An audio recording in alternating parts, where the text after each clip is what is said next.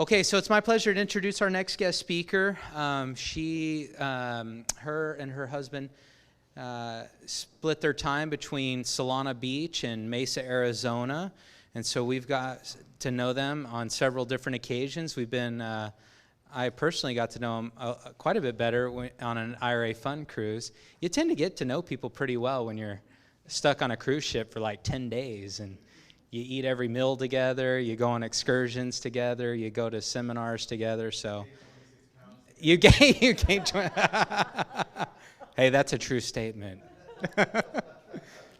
So I think it's lots of fun, but over the course of that time, as we've gotten to know each other, we've also gotten to know some of the areas of expertise that she has to share with us. And so Pat is an MLO. I asked her to come out and share with some of the things that she's been doing, some of the services that she provides, and then also take you through a couple key timelines and flow charts that she put together. She was so kind to, as a special bonus, to make copies for each of you to take with you. So I'm going to stand up here with her and go through this so she'll walk you through it, and then at the end you can take the handouts with you to review for your further education. So y'all please put your hands together and give a warm welcome for Mrs. Pat Billheimer.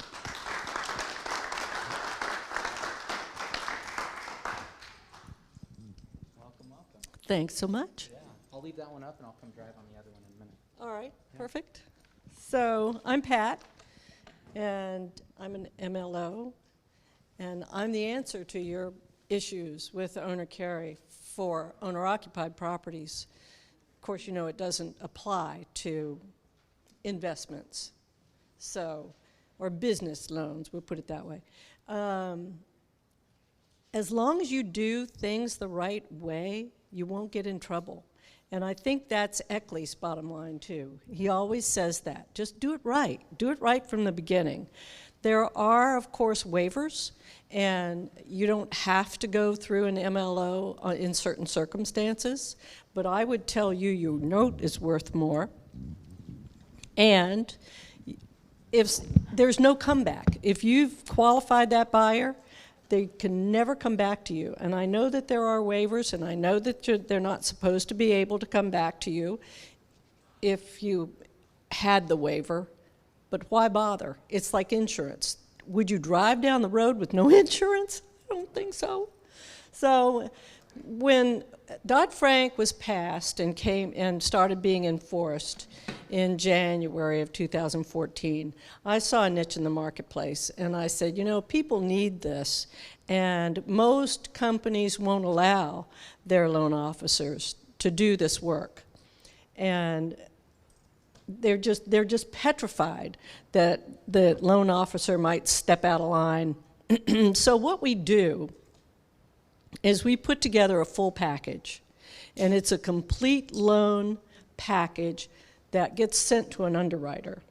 It's not going to an underwriter, obviously, because you are the underwriter. The owner of the note is the underwriter. So we do everything up to the underwriter part. We do give you an opinion. We give you the whole file. You get the credit report. You get all of our findings, and it's a big, thick thing. We send it to you electronically. We do all the disclosures that you need, because without those, you don't have what you need. So that's my job. That's what I do. And I would tell you to just not skip that. And it's way cheaper than the closing costs on a regular loan. And the other thing, too, is, and I think people forget this, you can have the buyer pay it. You can split it. You can pay it yourself. You can do whatever you want to with it. It does go on the closing cost sheet. So this is a timeline. As you can see, you've got you, seller, or whoever, seller, decides that they're going to do owner carry. And they get a buyer who is an owner-occupant. So this is what's kind of geared toward that. Well, actually, no, it's a generic. I'll take that back. So kind of simultaneously, the next step is that you contact the loan officer for how to do and what needs to be done in this transaction. And then you also contact a pro on how to set your note up. You need the legal part, which is one thing, and you need how to do the interest rate part, which is the other thing. LOs don't do that. That's a different function. My function is qualifying the buyer. Just like if you're going to buy something and you need a loan, you go to that person and they do the loan. They don't do anything else to do with the transaction. They only do the loan. And there is some confusion on that. So I just wanted to kind of give you an idea that what to expect. I mean, I know how to do the rest of the stuff, but what I do is that piece. So then the buyer contacts me, the loan officer, or whoever you're using, and they fill out an online application. With us, it's an online application. And they provide all their financial data and asset information, income information, liability information, and then we request everything that we need to do that loan. So that we put together this file. The contract goes to the title company, and they get together their end of it, and then we give the seller all the buyer documentation so that the seller can review that and decide whether or not they're going to go forward with the transaction. And then the title company gets all of their part together, and they contact the servicer for you. Don't ever forget the servicer. That's a big part of seller carry. I don't think any transaction should occur without a servicer in the middle of it. Protects both sides. And then the seller reviews the documentation from the loan officer, they decide to go forward, and then they go to closing. So that's kind of it in a nutshell. The next part that I would tell you is the flow chart.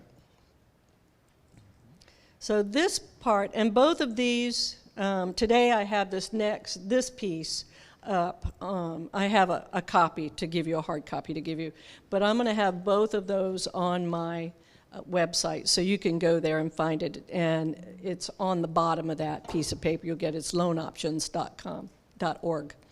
And by the way, I forgot to mention that the company that I'm with is Capstone Mortgage, and not affiliated with I love these guys, but no, we're not affiliated. We just happen to have the same name, and it does get a little confusing. So the next thing I want to talk to you a little bit about is just bring to your attention that some of the closing things have changed. The good news is that if you do less than 5 owner carries in a year, it doesn't apply to you. You don't have to do it. After 5, however, you are going to have to do all of the timeline, the new timeline, and the new closing statement and the estimated statement that goes to the buyer 3 days after their loan 3 business days after their loan application. Then they have a review period. They need to get that back to you in writing. You said 5 per year per state, right? For the new closing TRID. Okay. See on the right, TILA RESPA integrated disclosure, fondly referred to as TRID. Okay. After October 3rd, there will be a new timeline for regular loans. But again, my question is, you do 5 per year per state or 5 total? If you do... Let's say I do 5 in California and 5 in Arizona? If you're only doing 5 in a year, then this doesn't apply. The TRID doesn't apply. Let me try his question. He's asking, is it 5 per state, or is this 5 per year across all states? All states. I'm sorry. So if you do more than 5, then you have the new timelines that you have to stick with. Pat, I've got a quick question for you. If we want to play like big boys, even if we're doing less than 5, does it make any sense to simply follow the big boy rules? Meaning more than 5 in a year. The first 5 on the TRID is just, you don't have to do it. After 5, then yes, you do have to follow the new timelines. Okay, but I just want to make a distinction. If we want to practice and make sure that we're adhering to all the Dodd Frank rules, does it make any sense from an economic standpoint and a time standpoint, even up to those first 5? Does it make any sense to follow the Dodd Frank guidelines? Okay, so you've got 2 separate things here. The one on the right is the new thing coming into being on October 3rd, and that's the new timeline. So the application, in 3 business days, you get the loan estimate to the buyer. Okay. And then they have a review period, I believe it was 10 days. I just did this the other day, so bear with me. I believe it's 10 days they have in which to get it, to review it and get it back to you. And then they have to have their documents 3 days prior to closing. And if they don't have it with 3 days prior to closing, then you have to kind of start over. So that's this thing on the right, the new thing that's starting to happen after October 3rd. October 3rd and after. But you're right on the best practice, for sure. Yeah. Absolutely best practice on the qualifying of the buyer part. I mean, I personally would always qualify an owner occupant from the first one forward. But the TRID is a separate issue. It's a new issue under Dodd Frank. Go John and then Lynn. On the 5 deal in 1 year, does it, any member of the family, is that acceptable to the founder? No, it's going to be. Let's say I done 5, my wife done 5, my children done 5. Is that acceptable or it's not? I don't think so because you're related, but I mean, that really is more of an attorney question, and frankly, I have to tell you, I don't know at this point. Okay. You want to get a license. A qualification, does it have to be verifiable, or you can, because on the finance, we don't need to qualify, but when you qualify. TRID is different from qualifying. The TRID is the new timeline from application to closing. Let's say the buyer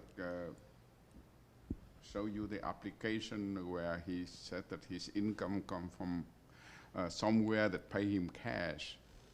Cash doesn't apply. So you had to do qualify just like any A loan cash qualification. transaction, it doesn't fall under CFPB. Okay. Just keep your hand up. We only got one mic running. So go William and then go to Richard. Okay, I have a couple questions. Wow, we're going to be here all day. Oh no. I only have 10 minutes. If I'm brokering a deal and I want to do an owner carry, does that change any of the rules? That's one question. So go ahead. If you're brokering an owner carry, Yes. then no, the rules are the rules. Okay. And then my next question is if we have one potential borrower and they fall out, they don't meet, then another one, is it a flat fee or is it per borrower that you have to run? It's a flat fee per borrower. Per borrower. When that one doesn't qualify, then does the fee get lumped into the escrow? The fee is collected at closing. So if we have 3 borrowers, we want to run 3, we got to pay for each Oh, one. I'm sorry, three people on the same transaction? Yes. So are you doing one transaction fee?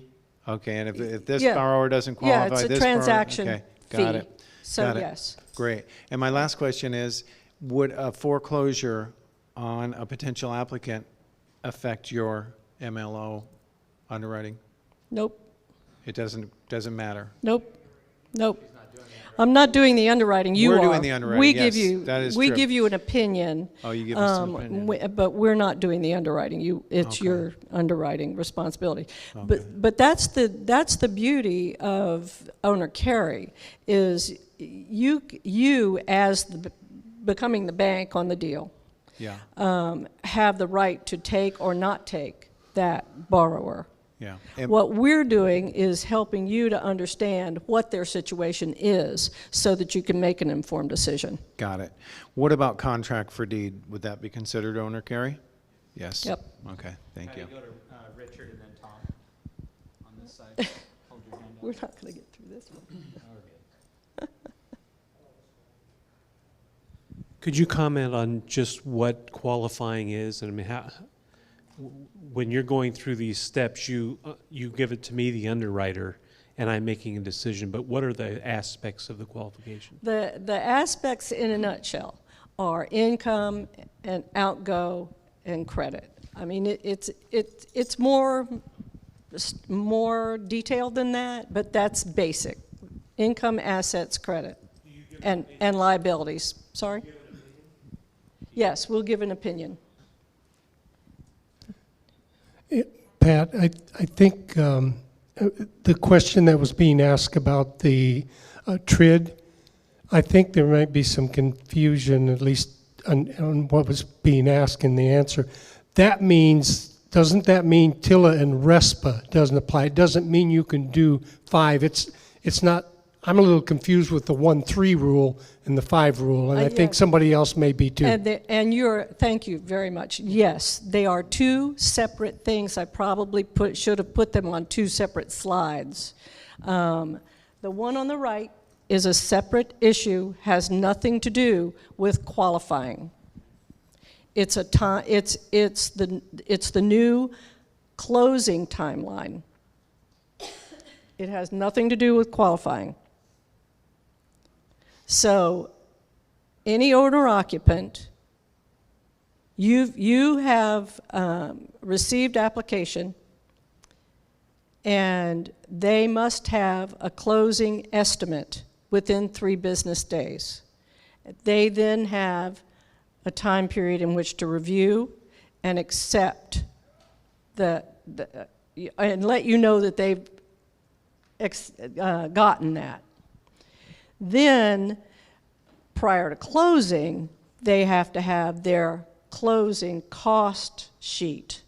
The HUD is going away. This is a new issue. The other part that you've been knowing about, qualifying the buyer, has not changed. That has not changed one bit. The TRID is a new issue, has to do with timing only. Yes? Yeah, so just a question kind of off of his, maybe for clarity for a lot of people. On the qualification, when we send them to you, or if we decide we're going to take the risk and do it on our own, the qualification for us as the extender or the investor, we're making the underwriting guidelines? Or you're still under certain laws, like I've heard out there that could be still a 43% debt ratio and things like that. Where's that established? Who's the authority on that? 43% is a recommended ratio. Right. It's not carved in stone. If you want to step outside that ratio, you can as the lender. So in theory, I could make a 65% portfolio guideline, and I mean, I know that's like insanely high risk, but like in theory I could. Right.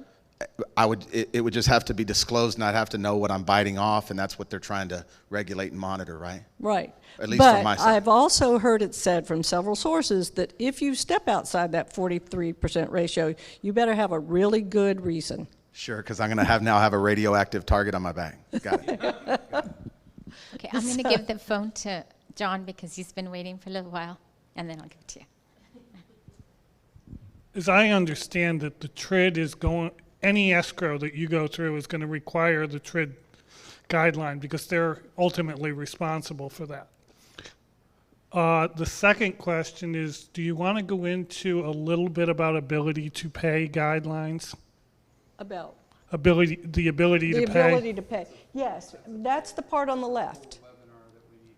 Yeah, it's just, I can't go into all of that today. They gave me 10 minutes, I'm sorry. But I do have a handout of this, and I'll be happy to answer your questions later, if you like, because I'm not going anywhere, I'll be here. We'll do a webinar. Yeah, we'll do a webinar. The qualification of the buyer remains the same. The number that you can do remains the same. None of that has changed. So if it's owner, real person, trust, or estate, selling to an owner-occupant, everything is waived. You do not have to qualify the buyer. 1 through 3, you qualify the buyer if you're an LLC selling, even the first one. And then the others, you qualify the buyer. You don't have to have an LO do it. You can do it yourself. I don't know that I would go that road because there's way more paperwork that we do than you would probably do. But that's how the law is written. So just know that the part on the right is absolutely a separate issue. The old guidelines are still in place and have not changed. The other thing that I hear a lot is you can never have a balloon, and that's not true. If you scroll down to the bottom, the last one is that until January 15th, 2016, January 10th, 2016, you can have a balloon if the LO can determine that that person will have the ability to pay it when it comes due. So it's a maybe. So generally how I put this together was the blue boxes are questions, the green is fine, the red is no. So that's kind of how that was my theory on putting that together.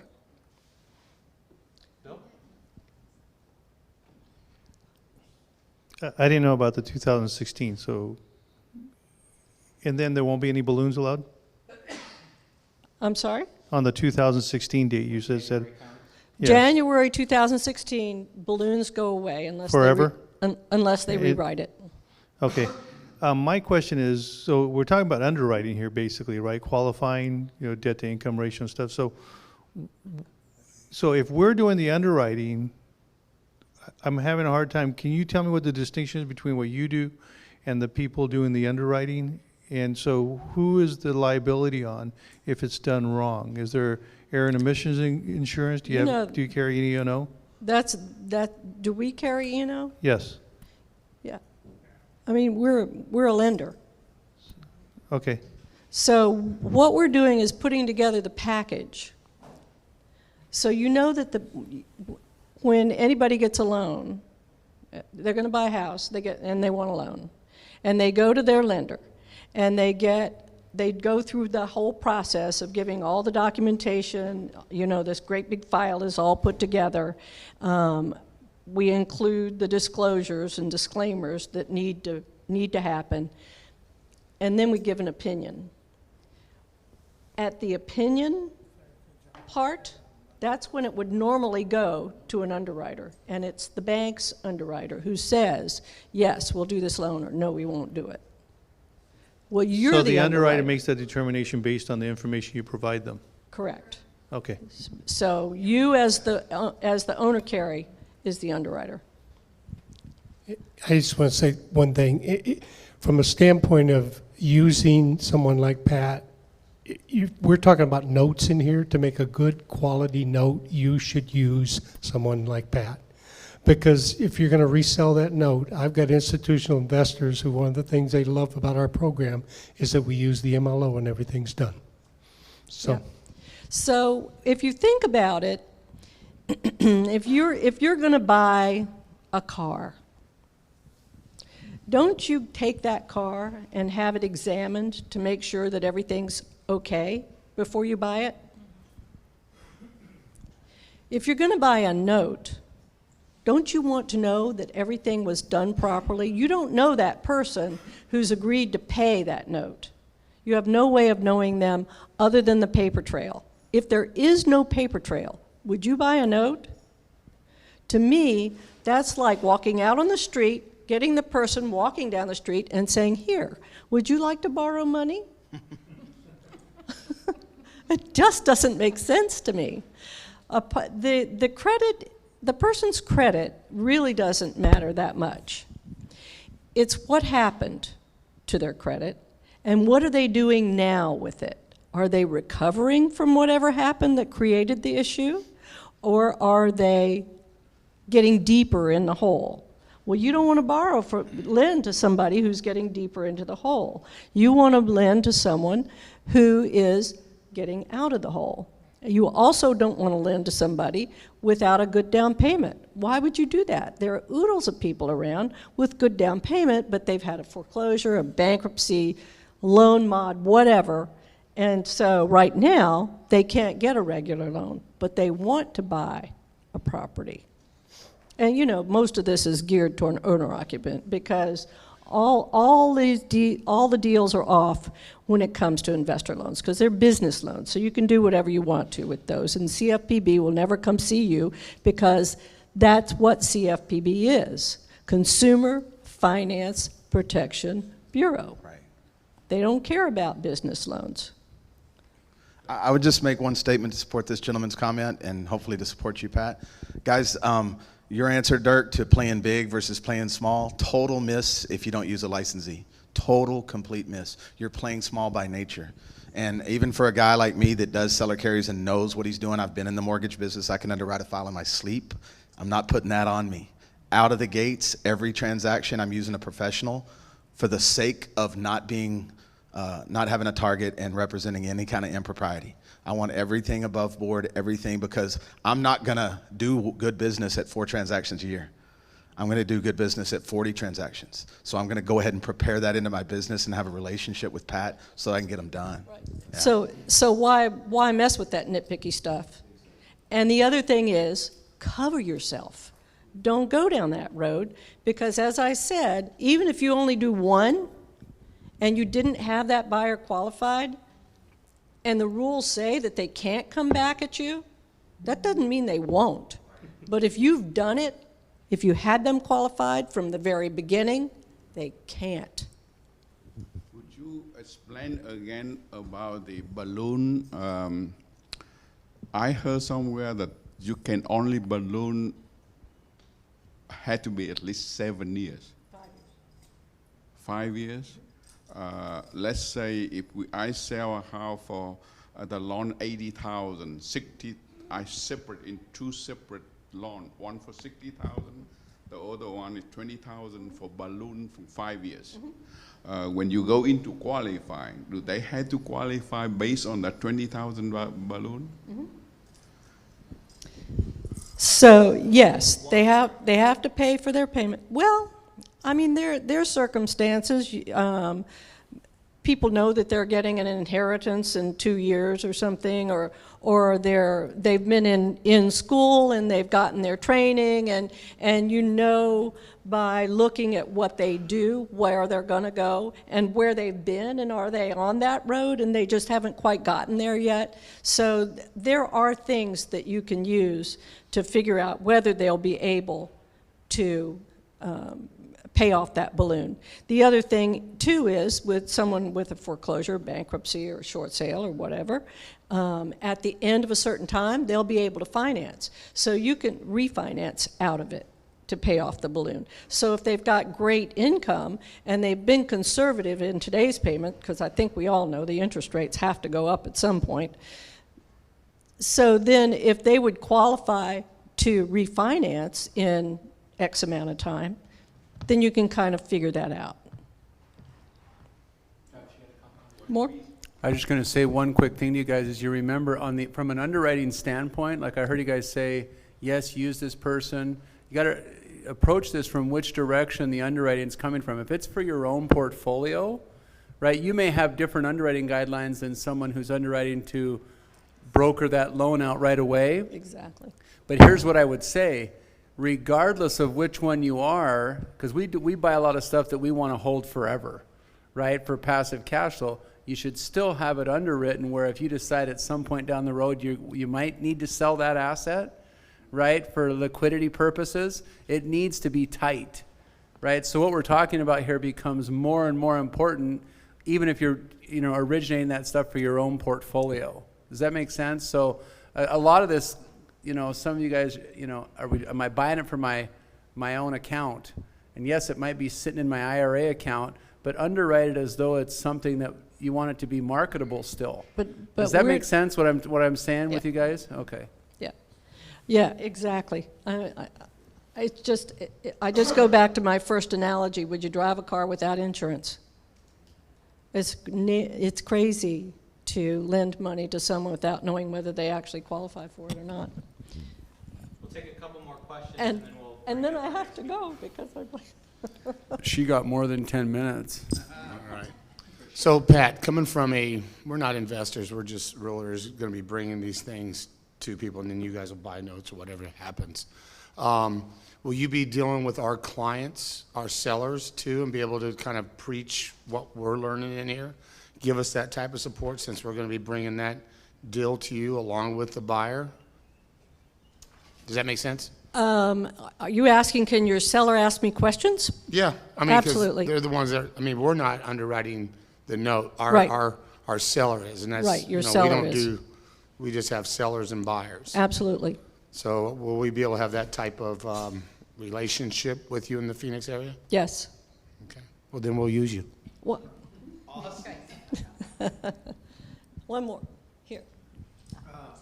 On the 45% back-end ratio, I don't know, is that a front-end ratio or back-end ratio? It's a one ratio. One ratio. Is that based on their gross? It's based, yes.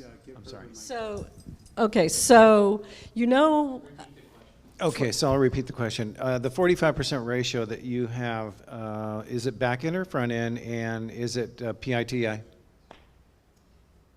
it's back end and it's all debt. Is it to gross then, back-end? It can, yes, it can be gross. So 45% of their gross income 43. cannot 43%. Yeah. PITI cannot exceed 43% of their PITI gross. and any other debt. And any other debt, plus any other It's debt. back end. Automobile debt? Front, yeah. So front end is just PITI, Okay, but we don't have a front end on seller carry. We only have a back end. so it's all debt combined? It's all debt payments. combined, right. Okay. However, if they own investment properties and they're leased out, in regular qualifying guidelines, they discount that rent by 25%. Well, you're the underwriter, so you don't have to do it that way. Okay. A self-employed person on their tax return writes off all kinds of things, and they take depreciation on things and all sorts of stuff. You don't have to go there. You can look at what real costs are, what real debt is, and say, yes, this is a doable loan based on that. So the underwriting guidelines, your underwriting guidelines, can be looser than the regular guidelines, and that's one of the reasons that this works. Because they do have the ability to pay, but on a regular, conventional FHA, VA loan, they're restricted in a lot of things that you don't have to restrict. Done? Okay. So just one little plug for me. Go ahead, yeah. So I can do... I was going to do it for you. Oh, well, I can do seller carry qualifying anywhere. We also do hard money, B paper, regular FHA, VA conventional. So when that person's ready to get out of that seller carry and into a normal conventional loan, we can do that in California and Arizona. But the seller carry qualifying of the buyer, I can do that anywhere in the United States. Oh, so I'll do it now. Thank you. Okay. So y'all give Pat a big round of applause. Stay with me, stay with me, stay with me. So here's what we're going to do. We have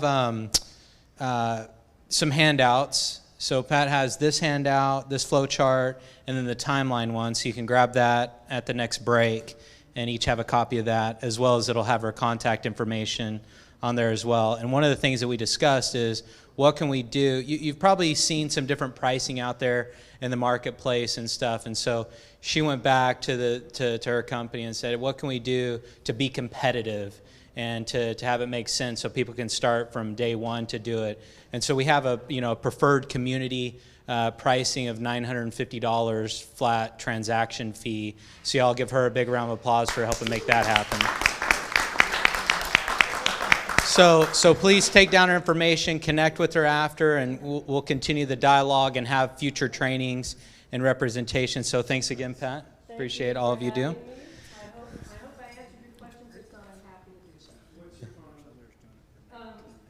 On my handout. So 866-229-1418.